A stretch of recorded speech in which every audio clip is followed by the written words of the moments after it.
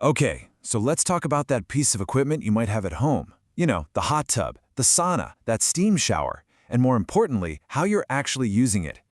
For a lot of us, it's a reward, right? Something you do at the end of a long week when you feel like you've earned it, it feels great, helps you unwind, and then that's it. But there's a completely different way to look at that exact same habit. And that's really what this is all about, a fundamental shift in how we see this. It's about moving from thinking of it as a simple treat to understanding it as a form of actual clinical training for your body.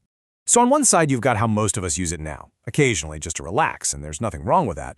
But on the other side is what the science is pointing to, using it as a training tool that when you follow a consistent protocol can literally reshape your biology. And there's a pretty big gap between those two approaches. So, how does something that feels so relaxing become such a powerful training tool? Well, the answer is that it's basically an exercise in disguise. Here's the core idea. When you expose your body to heat in a regular, structured way, the biological response your body has is incredibly similar to what happens during a moderate cardio workout. You're not just sitting there sweating. Your body's actually working hard. And here's what's actually happening inside your body. The heat makes your blood vessels expand or dilate, and then when you cool down, they contract. Doing this over and over, it's like taking your arteries to the gym. You're literally training the walls of your arteries, making them more elastic and functional over time. And this isn't just a vague idea, we can measure it. During hot water immersion, your cardiac output, that's how much blood your heart is pumping per minute, can go up by 3.7 liters. That's a number you'd fully expect to see during a brisk walk or a light jog. So this comparison to exercise isn't just a loose analogy. When we start to look at the long-term data, the numbers become pretty substantial. And this is the context that really matters. Because the data is so strong, researchers are now talking about frequent sauna use in the same way they talk about exercise and diet when it comes to long-term health and longevity. It's in that same category. So with that in mind, this number makes perfect sense. A 63% reduction in the risk of dying from cardiovascular disease for people who get in a sauna 4 to 7 times a week. It's a direct result of that vascular training we were just talking about. And it's not just about mortality. The data shows a similar effect on one of the biggest drivers of heart disease, which is high blood pressure.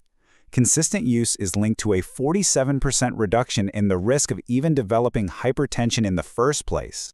Now, the benefits don't stop with your heart. Your body's response to the heat also directly impacts your brain and your mood. This happens mainly through the release of feel-good beta endorphins and the regulation of your primary stress hormone cortisol.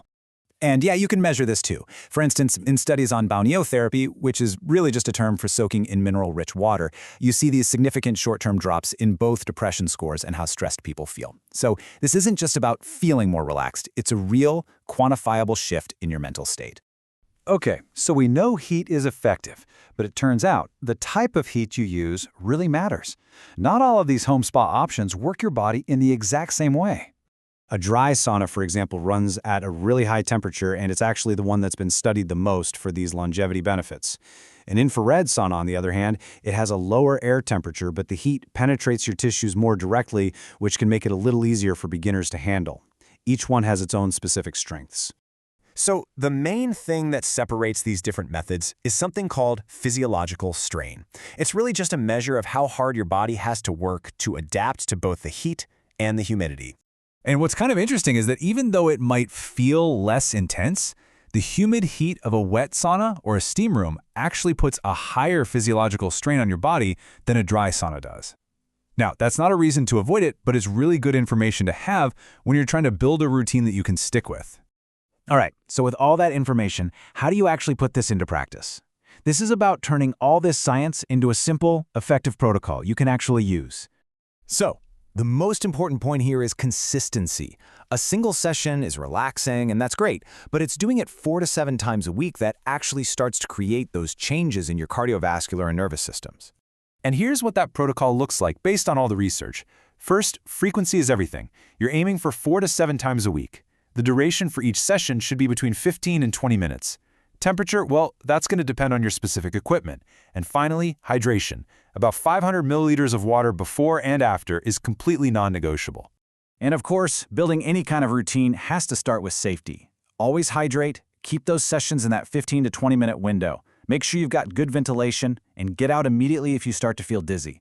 And, as always, if you have any kind of pre-existing health condition, please talk to your doctor first. This quote just nails the entire idea. A single visit relaxes you, 4 sessions per week for 6 months reshapes your arteries. I mean, that's the perfect summary of this whole shift from a one-off treat to a long-term training program. Which really leaves us with one final question for you to think about. The next time you look at your home spa, are you going to see it as just an occasional reward, or are you going to see it as a tool for what could be, with a little consistency, a form of daily medicine?